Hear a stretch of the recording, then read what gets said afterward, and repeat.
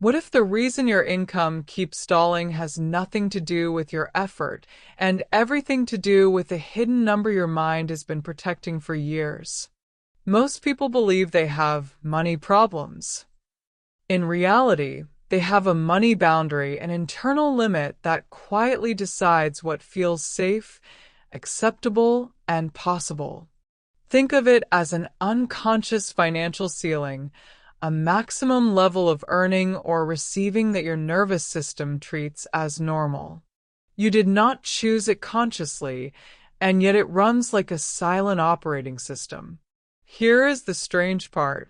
This ceiling often forms before your first paycheck, before your first job, sometimes before you even understood what money was. It is built from what you heard, what you watched, what you absorbed, and what you associated with stress, conflict, shame, or survival. And once that ceiling is installed, your reality tends to reorganize to keep you underneath it. Have you noticed a pattern where progress appears, then something happens? A surprise expense, a setback, a sudden detour that drains the extra income. Is it bad luck? Or is it the mind restoring what it considers equilibrium? In quantum terms, your external results often reflect the dominant internal expectation, not the motivational speech you repeat on good days. In the language of attraction, you do not pull experiences through desire alone, you pull them through identity.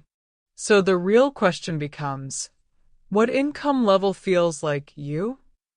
What level feels like too much, not for me, or dangerous? And if a higher number triggers discomfort, why?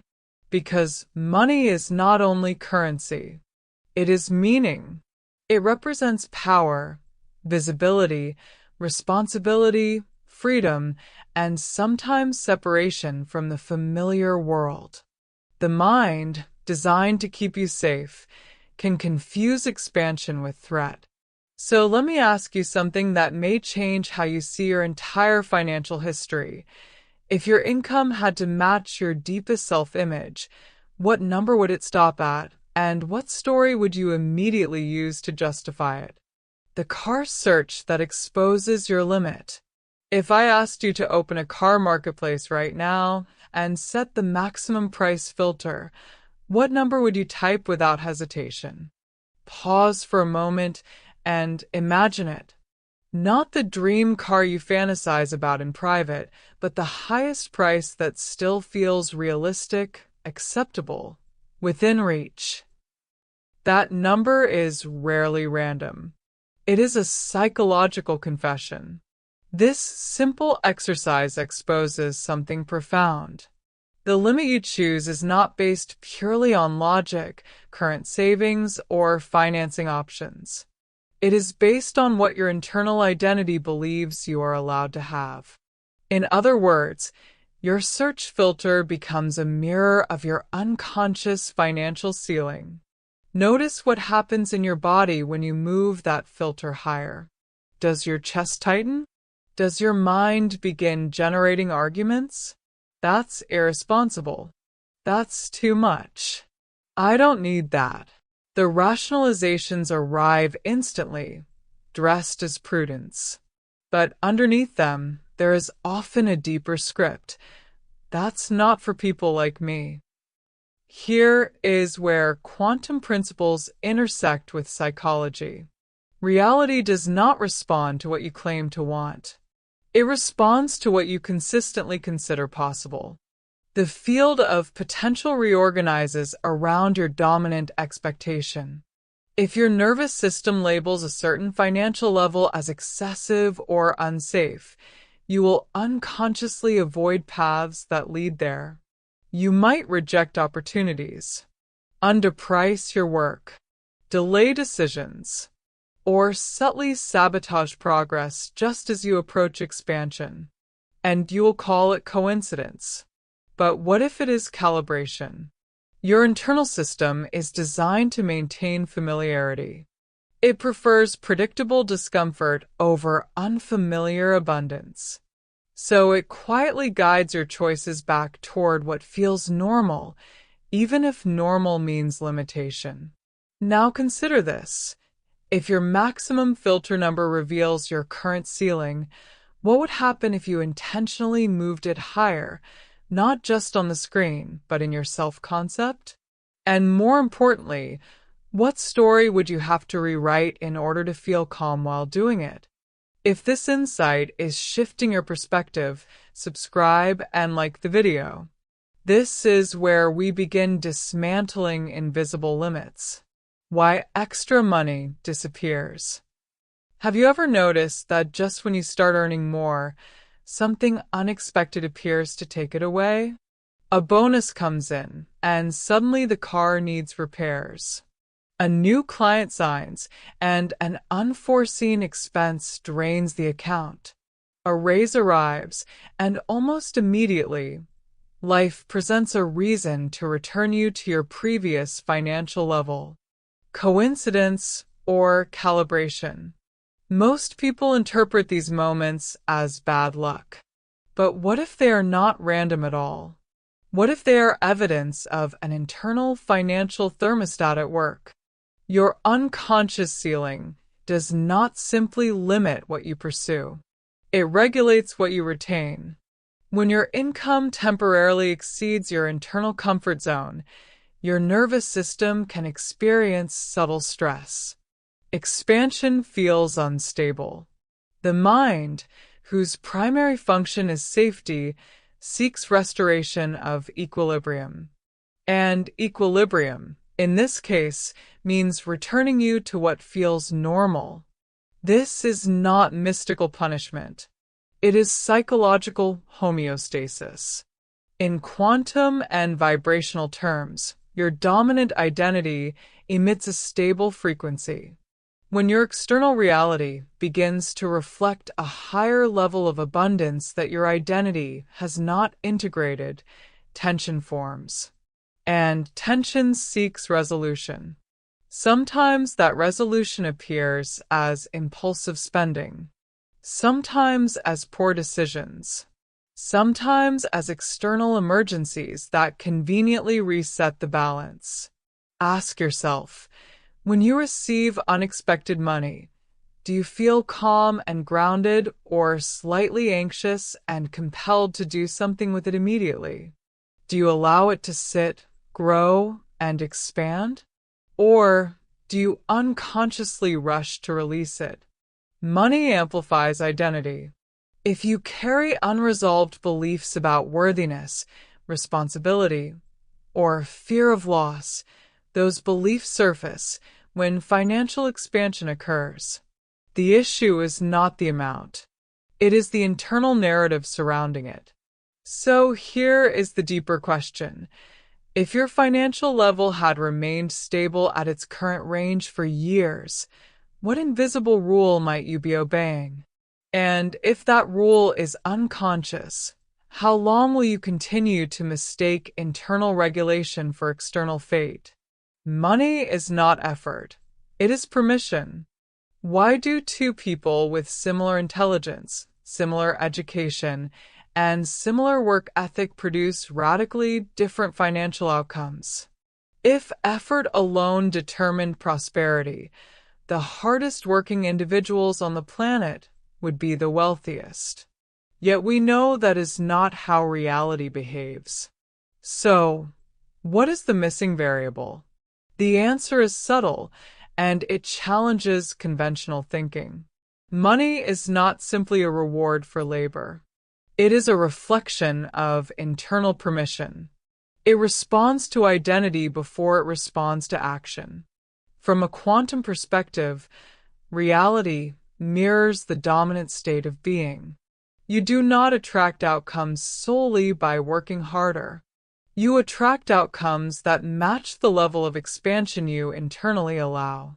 If your self-concept quietly says, "I can survive, but I cannot thrive," your external results will organize around survival.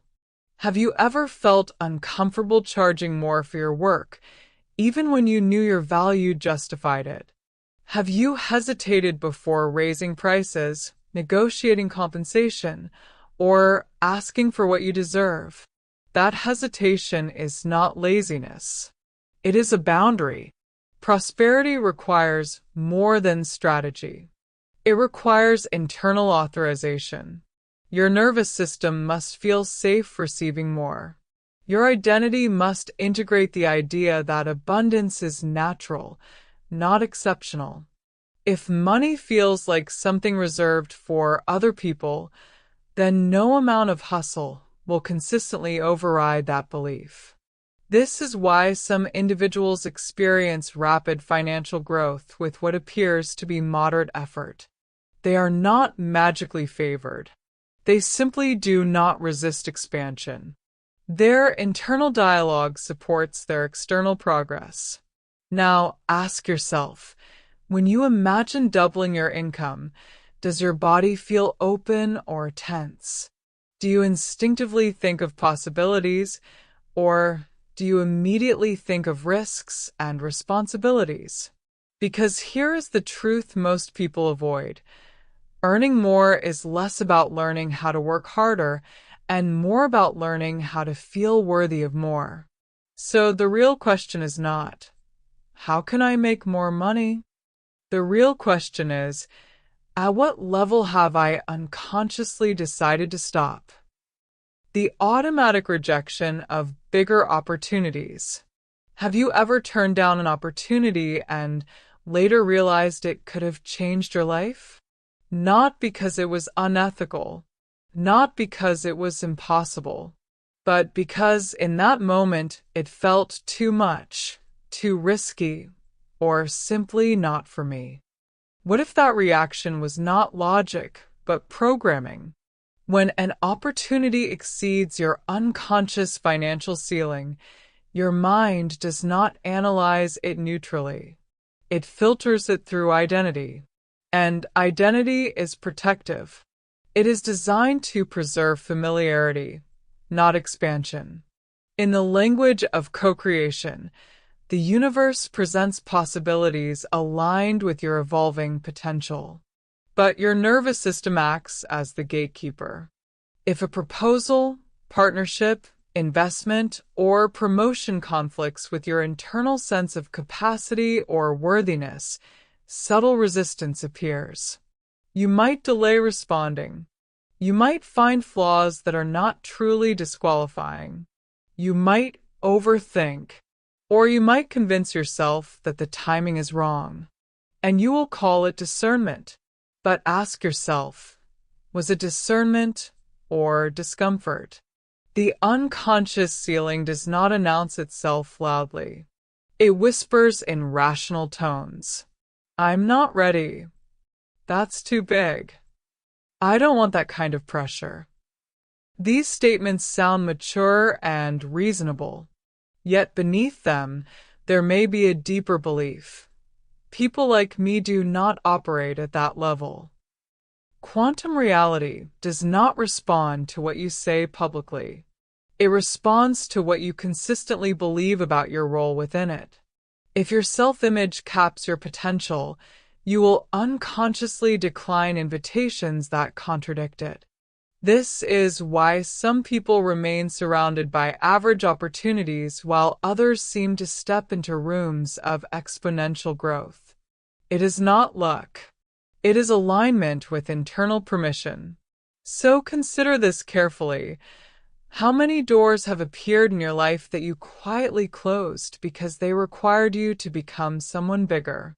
And if expansion feels threatening, what part of your identity fears being seen, elevated, or responsible at a higher level? Rationalizations that hide limiting beliefs. Have you ever noticed how easily we justify our financial limitations? I don't need that much. Money changes people. Rich people are greedy. Money doesn't bring happiness.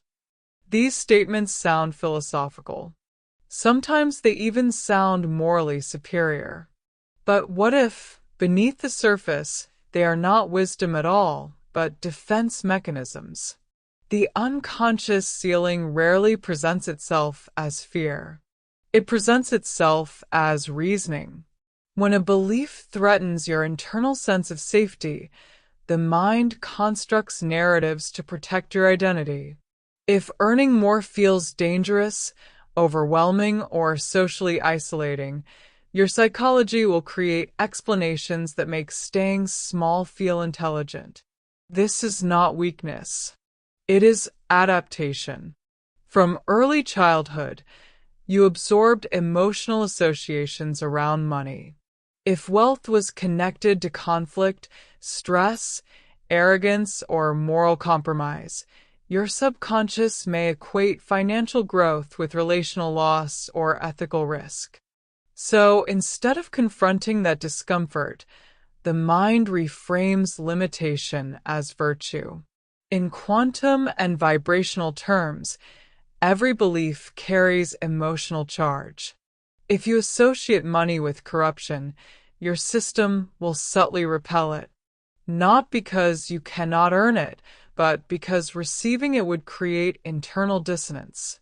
Ask yourself honestly, when you see someone financially successful, what is your first internal reaction?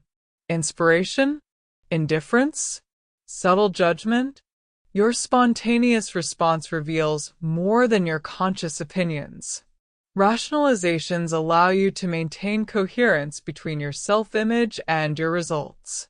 If you believe you are humble, ethical, and grounded, but you also believe wealth contradicts those qualities, your system will choose identity over income every time. This is why transformation begins not with strategy, but with belief excavation. So here is the uncomfortable but powerful question.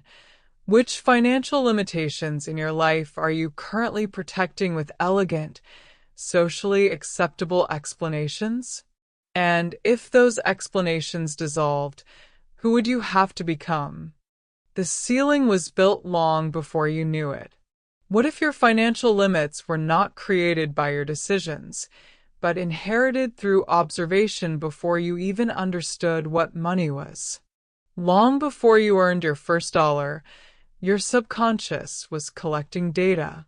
It was watching how adults reacted to bills. It was listening to conversations about scarcity, debt, struggle, or people like us. It was feeling the emotional tone attached to wealth, ambition, and success. Children do not analyze. They absorb. If money was a source of tension in your home, your nervous system may have encoded wealth as stress. If your parents worked tirelessly yet struggled, you may have internalized effort as survival rather than expansion. If ambition was criticized, you may have learned to shrink your goals to preserve belonging. The ceiling was not announced. It was layered. Every comment about rich people, every sigh at the end of the month, every warning about being realistic. Each experience became a brick. School reinforced social hierarchies. Religion may have framed wealth as moral compromise. Media glorified luxury, while simultaneously condemning it. Friends echoed what their families believed. By the time you reached adulthood, your internal model of money felt like truth. But it was programming. From a quantum standpoint, your reality reflects your dominant internal blueprint. And that blueprint is often inherited rather than consciously chosen. You are not only manifesting from your desires, you are manifesting from your conditioning. This is why financial change can feel emotionally complex. When you attempt to break through your ceiling, you are not just challenging numbers. You are challenging loyalty to your past environment. Sometimes growth feels like betrayal. Ask yourself, whose voice speaks inside your mind when you think about money? Is it truly yours? Or is it an echo? And if that echo shaped your limits, Are you willing to question whether those limits were ever objectively real? The invisible influence of your environment. How much of what you believe about money is truly yours, and how much was quietly borrowed from the environment around you? Human beings are adaptive. We calibrate ourselves to our surroundings without realizing it. Income levels, lifestyle standards, conversations about opportunity, even what is considered normal success, are shaped by the social bubble we inhabit. Over time, this bubble becomes our reference point for possibility. If no one in your immediate environment earns beyond a certain level, that level begins to feel like a natural ceiling. Not because it is objectively true, but because it is collectively reinforced. The mind seeks belonging, and belonging often outweighs ambition. From an energetic perspective, environments stabilize frequency. They normalize specific patterns of thinking and acting. If you are surrounded by narratives of struggle, caution, and limitation, your nervous system internalizes that rhythm. You begin to filter opportunities through the collective mindset of your group. Have you ever noticed how income conversations shift dramatically depending on the room you are in? In one space, a certain salary sounds extraordinary. In another, it sounds average. The number has not changed. The context has. This is why growth often requires environmental expansion. Not to abandon your roots, but to expose your system to new standards of possibility. When your mind witnesses people operating comfortably at higher levels, something recalibrates. What once felt unrealistic begins to feel attainable. But this shift can be uncomfortable. Expanding beyond your social bubble may trigger subtle fears of isolation, judgment, or disconnection. The ceiling is not only financial, it is relational. So ask yourself, are your current surroundings reinforcing your expansion or quietly stabilizing your limitation? And if your environment has been shaping your expectations all along, what would happen if you intentionally chose spaces that normalize the level you want to grow into? 2 pillars that sustain your financial ceiling. What truly determines your financial limit? Skill, strategy, or something deeper and more structural within your identity? Beneath every income ceiling, 2 invisible pillars quietly hold it in place. If either one is unstable, financial expansion becomes temporary or self-sabotaged. These pillars are capacity and worthiness. The first pillar is capacity. Can I handle more? Not intellectually, but emotionally and energetically.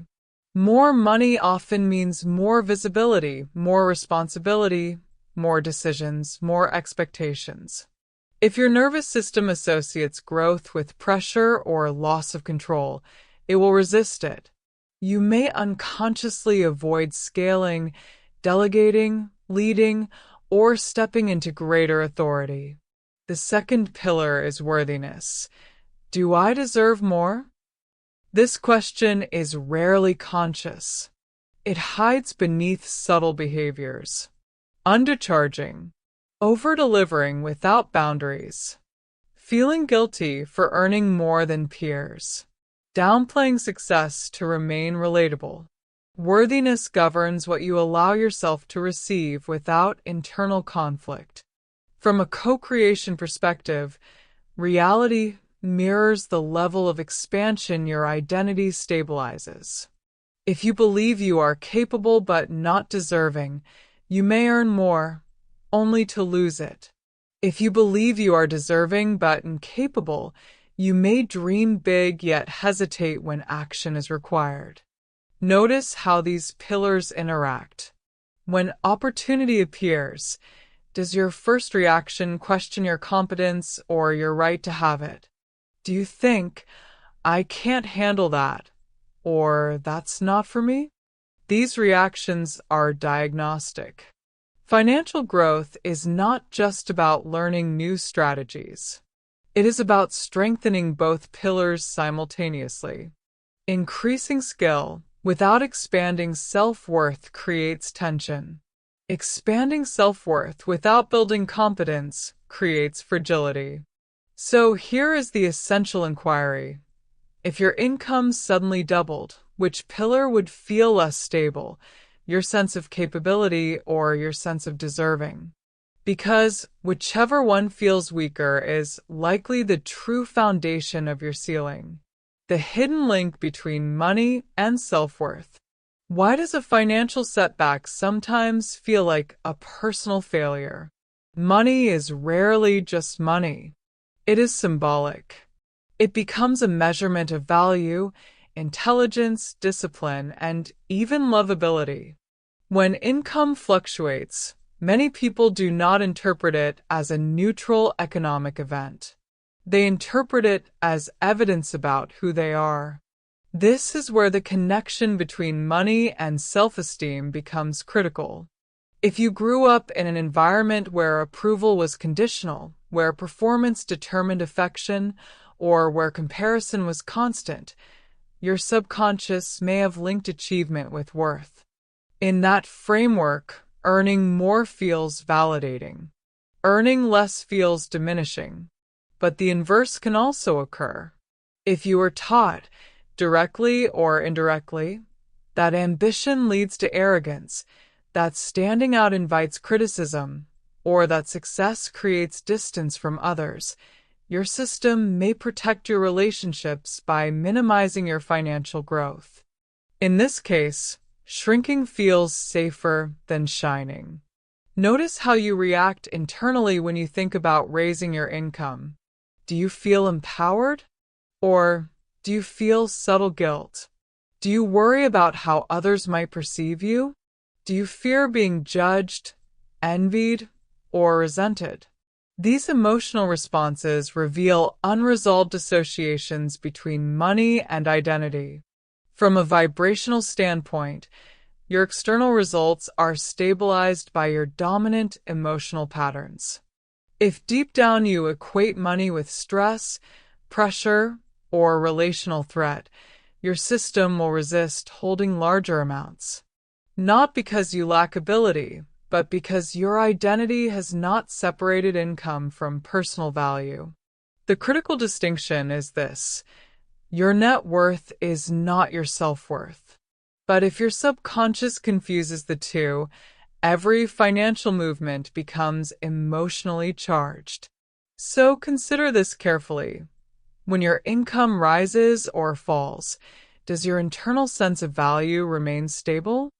And if your self-esteem shifts with your bank balance, what belief was installed that made money the judge of your worth? Financial freedom is not about wealth, it is about choice.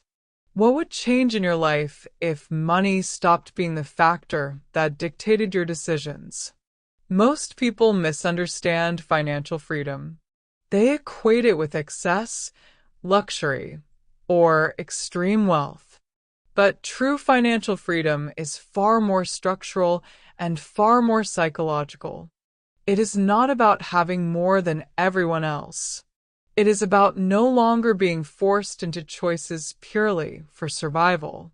Financial freedom means your time is no longer controlled by urgency. It means your decisions are not dominated by fear of bills, debt, or instability. It means you can choose where to live, how to work, when to rest, and what to pursue without constant financial pressure narrowing your options. Notice the word choice.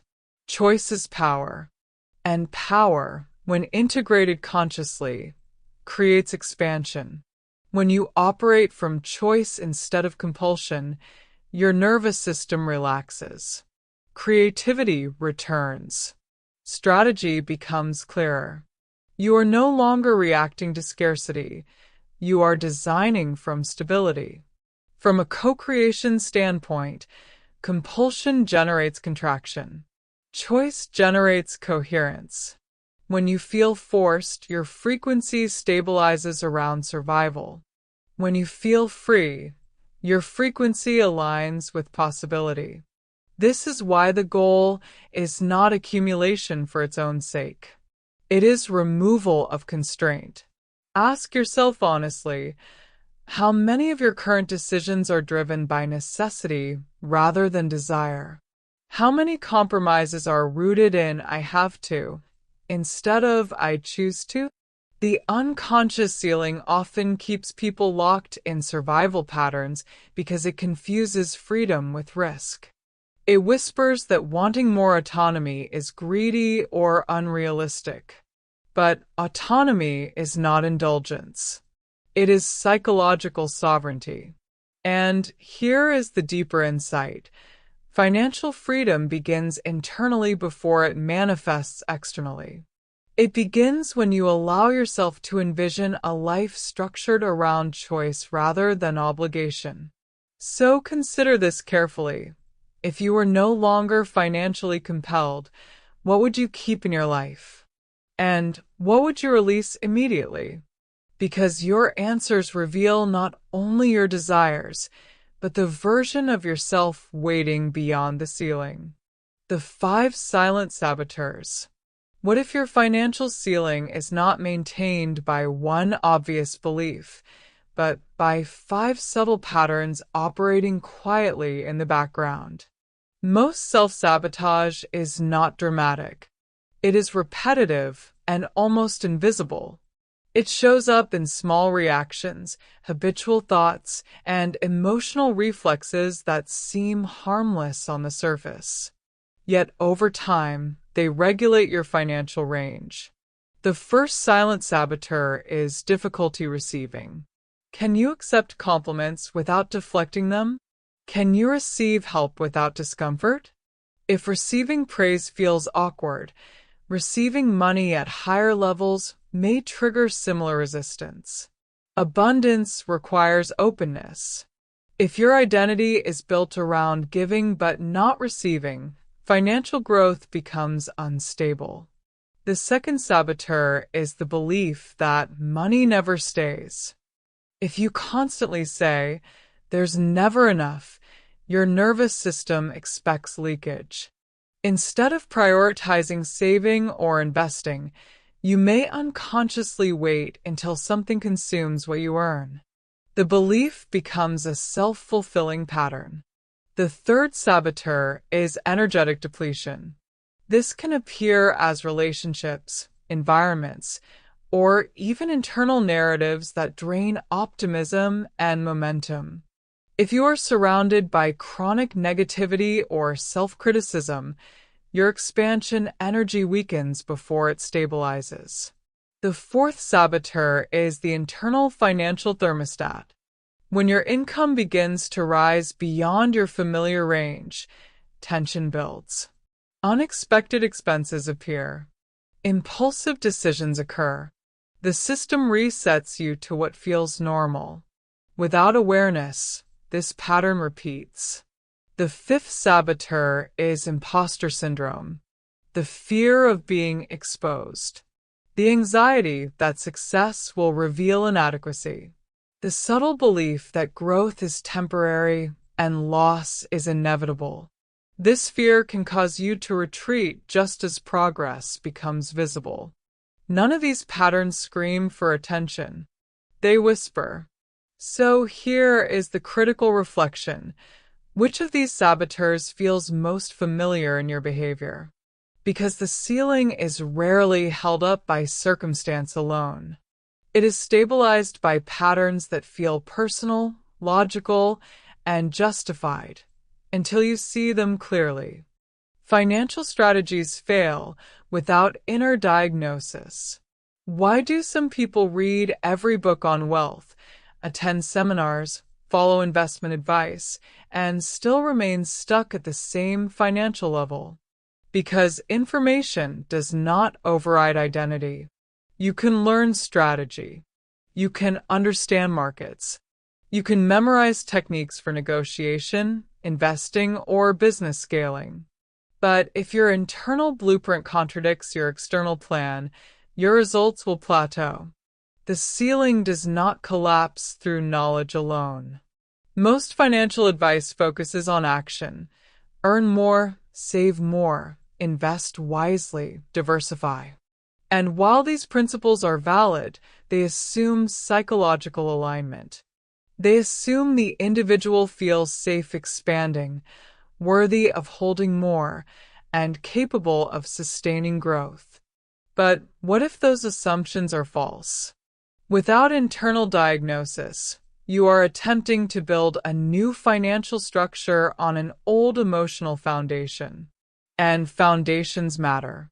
If your beliefs about money include fear, guilt, resentment, or shame, your behavior will eventually reflect those emotions, no matter how intelligent your strategy appears.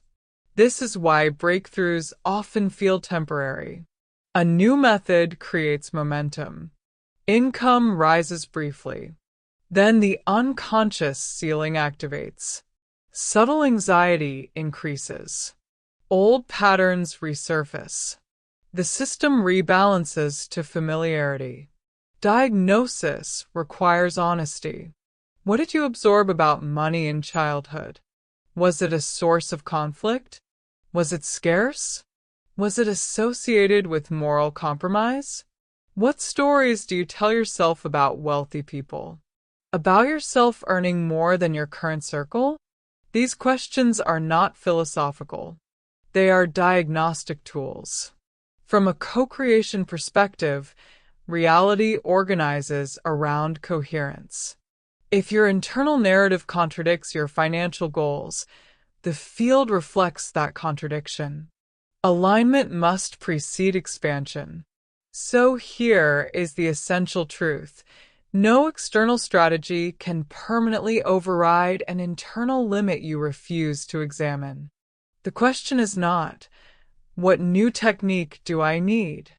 The question is, what belief is quietly regulating my financial range? Until you answer that honestly, growth will feel temporary rather than structural.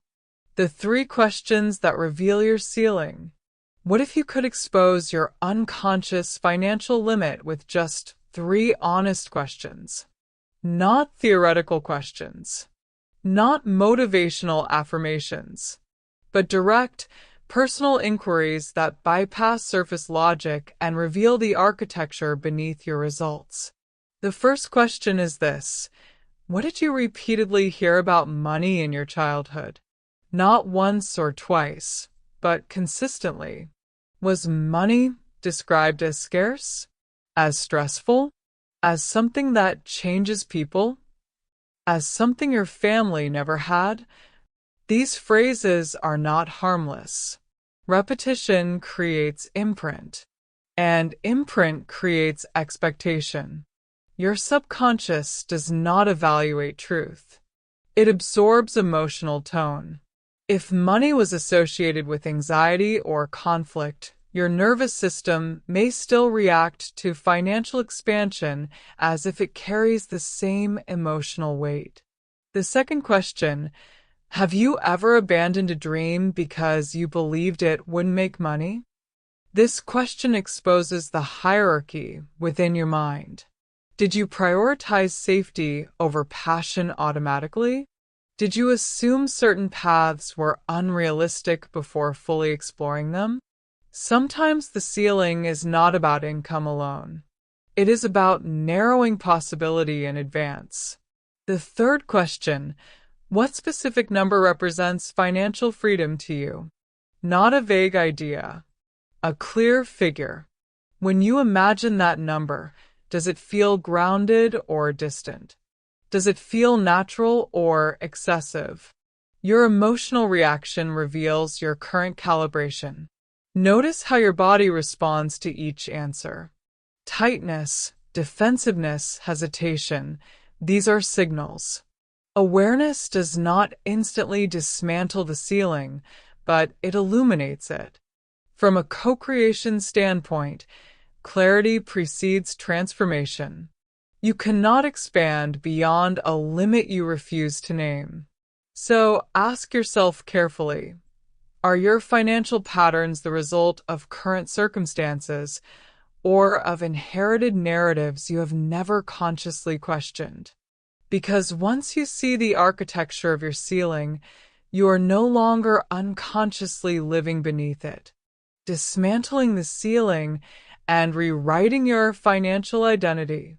If your financial ceiling was constructed over years of conditioning, how do you dismantle it without destabilizing yourself? Transformation is not rebellion. It is recalibration. The first step is emotional repair. Many financial limitations are not intellectual errors, they are emotional imprints. If money was associated with stress, shame, or conflict, you must consciously decouple those associations. This may require revisiting childhood narratives, recognizing inherited beliefs, and consciously choosing new interpretations. You are not rejecting your past. You are updating it. The second step is belief reprogramming. Your subconscious responds to repetition and emotional intensity. Casual positive thinking is not enough. You must repeatedly expose your mind to expanded financial identities. Visualize yourself operating comfortably at higher levels. Normalize larger numbers in your internal dialogue. Speak about money without tension. Repetition creates familiarity. Familiarity reduces threat. The third step is strengthening capacity and worthiness simultaneously. Build skills that increase your competence while also reinforcing your right to receive.